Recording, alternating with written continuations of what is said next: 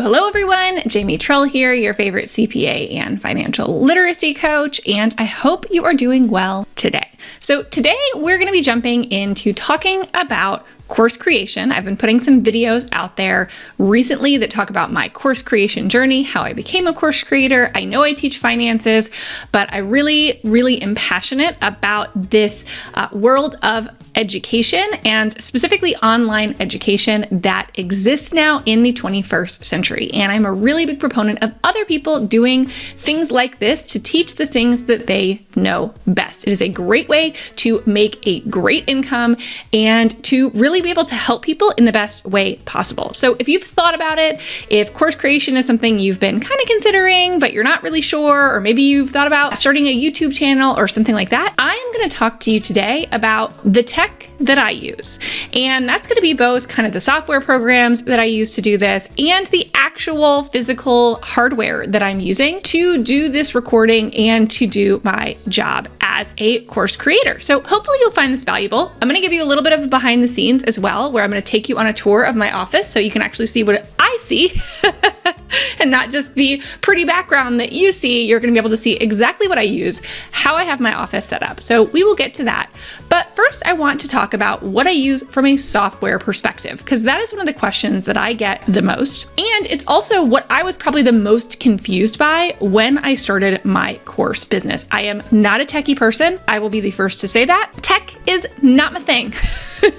It is the opposite of my love language, I would say. So it took me a little while to figure out the tech, and I felt like I would hear people saying these buzzwords out there, and I didn't really know what they meant or what I actually needed or what some of these software programs actually did. So I'm going to talk through what I use, and I'm going to talk through what I use now, but also talk to you about what I used in the beginning, because sometimes there are some cost savings, some strategies that you can implement, because I know in the beginning we're really trying to limit those upfront costs, and later on down the line you can always upgrade to something better once you have the profit to support it, which for me came pretty quickly. So that was the great thing, is you could kind of start with what you had and then you could upgrade, and I still continue to upgrade over time as I make more profit in this business. So let's jump in to my first thing that I highly recommend having, and that is an email service provider. That is probably the first thing you want to have if you want to sell any kind of digital product at all, or if you want to have any kind of online business at all.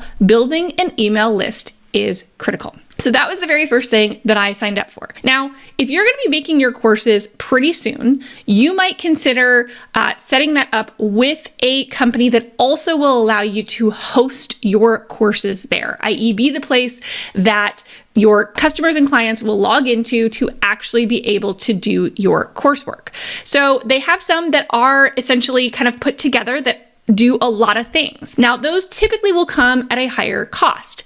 If, however, you are not quite ready to do your course creation, or maybe you have another 6 months before you're actually going to be doing that, you might want to think about starting cheaper and maybe going to a free or low-cost email service provider. When I first started, and this was 5 years ago, I started with MailChimp because at the time it was free. A lot of times these email service providers will give it to you free up to a certain number of people on your email list, right? So they allow you that time to grow your email list before you actually have to pay anything, which I think is great. And so I would consider looking around a little bit. Again, I used MailChimp at the beginning. It has kind of mixed reviews, but there are others out there that are free that you can just get started, and that will help you collect people's email addresses.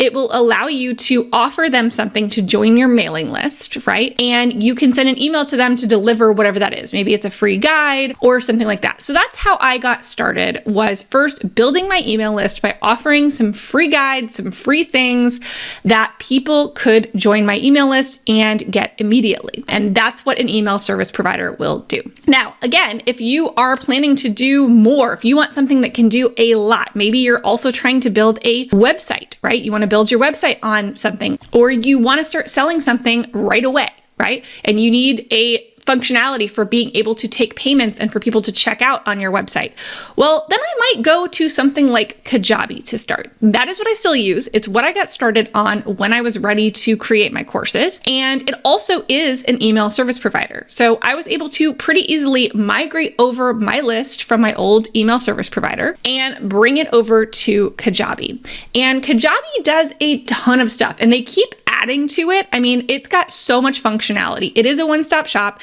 It is a little bit more expensive, I'd say, but really when you add up the cost of all these other things you would potentially need, it really isn't that expensive. And in fact, you might actually save money by using something like Kajabi. So why do I like Kajabi? I like Kajabi because it does a bunch of stuff. So it can actually hold my email list, right? And I can send my emails through there. I can tag people the way that I need to. I can segment my email list. I can do all kinds of things with my email list. I can also host my courses within Kajabi. So if you buy a course of mine, you're going to get a login, and that login is going to take you to Kajabi. And I've designed what that portal looks like depending on what product you're purchasing from me, but that's where it is hosted. That's where people will be able to log in. It's behind a paywall. And so only the people that purchased are able to get access to my program and work through that program. And you can add downloadables and videos and all the kinds of things that you want to add within there. We even have a private podcast now that's part of our course that we host within Kajabi. So there's a lot you can do. There's even a community feature. We don't even use that. There's so much I haven't even used within Kajabi. So if you're looking for a one-stop shop and you don't want to have to connect 17 different things together, right? Kajabi was great. That's really why I chose it at the end of the day, was because I realized that if I went piecemeal, then yes, maybe some of the different pieces might have greater functionality, but I would have to find a way to plumb them all together and use Zapier and do all this crazy stuff to make all these things work together. And it's more things that can break. So in the beginning, it can be really helpful to use something like Kajabi that does a bunch of stuff. You can even set up your own website in there. You can set up landing pages and sales pages and things like that. You can process payments through Kajabi. They have a cart for being able to check out. So you can basically get somebody to opt into your email list, get them, to look at your sales page, purchase, and deliver the product all entirely through Kajabi. So that's one of the reasons I really like it. I've used it for a really long time. We have a few other things that we use now that we've added over time as our needs have changed, but that's only as we've grown, right? Now we have tens of thousands of people on our email list, so we need slightly more functionality, a little bit different, tweaks and things like that. But overall, Kajabi has really been great, even as we've grown our business. So if you're interested in checking out Kajabi, definitely go to jamietrull.com/Kajabi. You can actually get an extended free trial using my link. And that is a 30-day free trial instead of a 14-day free trial. So definitely go check it out with my link. Another important thing that I always like to point out with Kajabi, if you get started with it and maybe you want to kind of, get the lay of the land and start getting things set up, but you're not really using it yet, right? Maybe you're not ready to launch that course yet, you can pause your subscription for a much lower monthly fee. So I highly recommend that to people who want to try it out, but aren't really quite there. You can still try it out and then pause it and pay a low monthly fee, and you don't have to pay the normal Kajabi monthly fee every single month. So just know that you'll just have to go into the chat in Kajabi, tell them that you want to put it on pause, and they will handle that for you. So the next important thing within my tech stack is something to use to go live. So I do a lot of lives. I also do YouTube lives even. And what I love is using something that makes that really easy. I can put comments up on screen, that kind of thing. So I use StreamYard. And if you've ever been one of my lives, you've seen how I can add banners, I can put comments up, I can address people specifically. It feels a lot more like a two-way conversation than just talking to myself. So I love it. So I use StreamYard. I can go live in multiple places at one time using StreamYard. So if you're thinking about something to help you go live, there are other ones. There's Ecamm, I think some people use, but I use StreamYard. I have loved it. It is great for going live. I can go live on my Facebook business page, my Facebook group, and YouTube channel all at the exact same time. And that's something that I do frequently. So I highly recommend, if you're doing live video, that StreamYard might be a great thing to do. Now, I do not use StreamYard for things like this YouTube video, right? I actually have a different process that I'll go over in a minute for what I use for recorded video, but for live video, StreamYard is fabulous. Again, my link, jamietrell.com/StreamYard. If I say anything that you're interested in and you think I might have a link for, because again, I can often give you better deals or, negotiated differences if you use my links, definitely just try jamietrell.com/whatever it is and see if I have a link for it. And of course, I really appreciate it anytime you use my link. That really helps my little small business, and it's like getting a hug. Okay, so number 3 as part of my tech stack, okay, that if you are a course creator, you might want to think about is having something that you can use for editing. And again, there are some free softwares out there, but I just went right ahead and made sure that I budgeted and pretty quickly moved to using an actual software that I could put on my computer. So I use Camtasia because I have a PC. I really recommend Camtasia for people with a PC. It's not super expensive, and you can buy a license, and that license will usually last a couple of years. So over time, it really pays for itself, and you can do all the editing in the world. It's actually very easy to learn. Remember, I said I am not tech savvy, so if I learned it, you can too. And now I still use Camtasia. I'm recording this currently in Camtasia, but I will download this as an MP4 and send it to my video editor. So I don't do much of the editing anymore to my videos. I have hired somebody. I found them on Upwork. So that's another option. If you don't want to deal with editing at all, you could just go ahead and hire someone. That might be a little bit more expensive, but it is an option. I do recommend, though, having some knowledge of how to edit something, because it never fails that maybe there's something last minute that I want to do to my video, and I know that I have the capability to upload it into Camtasia and make whatever tweaks I need to put that video out there. So if you're going to be doing a lot of video, that might be the way to go, is to first learn it, and then eventually you'll probably want to outsource the bulk of it to somebody else. Now, if you're a Mac user, which I also have a Mac, so I have a different editing software over there. Camtasia does have a Mac version, but it did not work well for me. And I lost some things and I was mad at it. And I looked up reviews and other people have had the same thing. So if you are using a Mac and you want an editing software, I recommend ScreenFlow. Okay, ScreenFlow is what I have on my Mac. It's also super intuitive. It's got a little bit more of a Mac flair, right? If you're an Apple user, it'll probably resonate more with you. If you're a PC user and your brain works like a PC, Camtasia is probably a better fit. So definitely kind of choose based on that. Again, I have links for both of those, jamietrell.com/Camtasia or jamietrell.com/ScreenFlow. And the last software I want to talk about before I give you the tour of my actual studio here is Canva. So y'all probably are already using this. If you are not, you're missing out.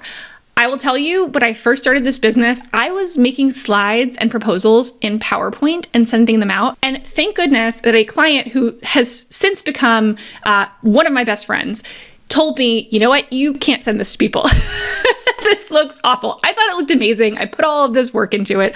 I came from the corporate world. I didn't know any better. She said, here, go to Canva. They have a million different templates. You can move things around really easily within Canva.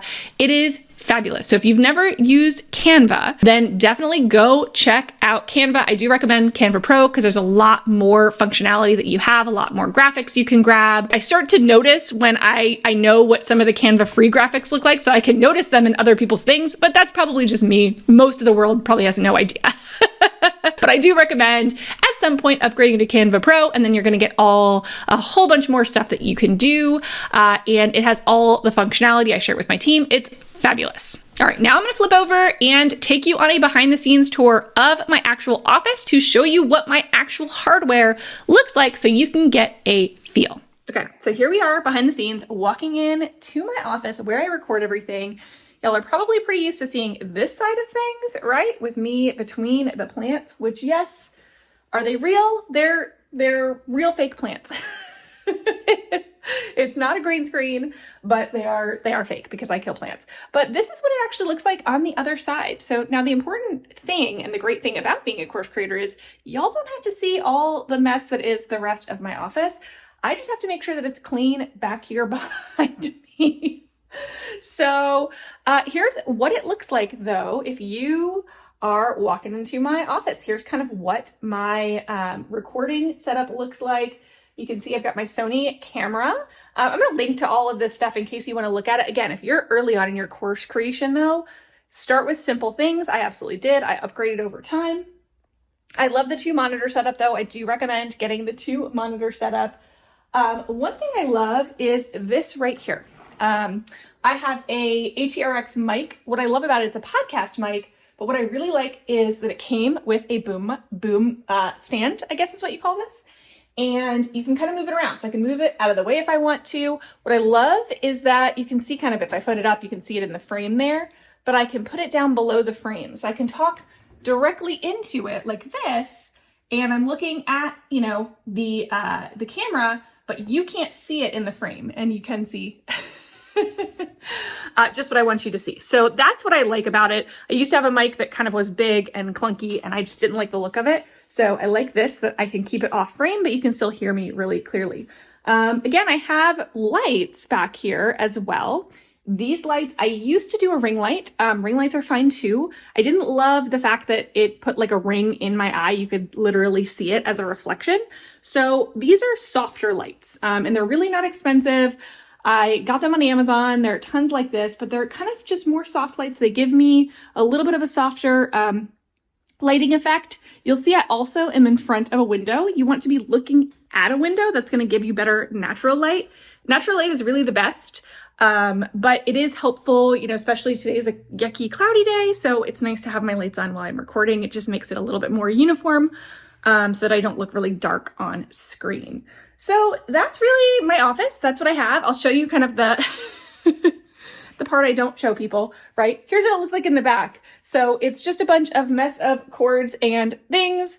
If you're wondering what computer I use, so I have changed that around a few times, and I really recommend, again, this is a upgrade for later, not to start with, but I have an HP Omen, and it looks really intense, mainly because it is a gaming computer, and that was what I found was actually best if you're going to be recording and needing a lot of storage space and needing some quick processing speed. I tried to do it on my laptop. I did it on my Mac laptop for a long time, and I much prefer this HP Omen. I still use my Mac for different things, but this has been the best. I've had it for a couple of years now. I did a custom build on it, but I did it on Black Friday, so I got a really good discount. All right, I'm back. I hope you enjoyed that behind the scenes tour. I did clean up a little bit because I knew you were coming. But I have put a link down below of all the things we talked about in this video, of the camera that I use and the microphone that I use, and also a few things if you're not quite there. You don't need to have a fancy DSLR camera when you are first starting. I didn't. I used my iPhone and it had a great camera and everything turned out just fine. So you don't need the fancy equipment.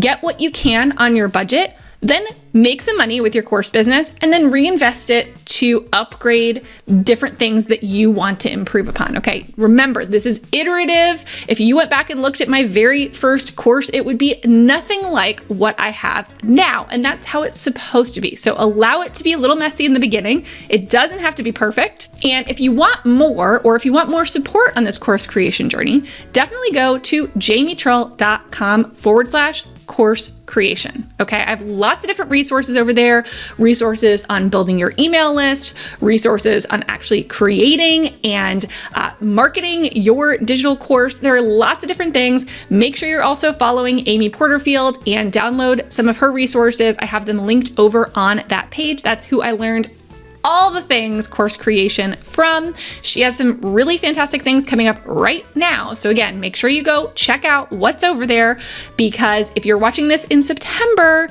this is a really big time of year for everything Amy Porterfield and course creation, okay? Hint, hint, wink, wink. Make sure you're back here next week. I'm gonna be going a little bit more in depth talking about Amy's Digital Course Academy. Again, hint, hint, which is opening doors really, really soon. So definitely come back for that. And I hope to see you next time. Bye-bye for now.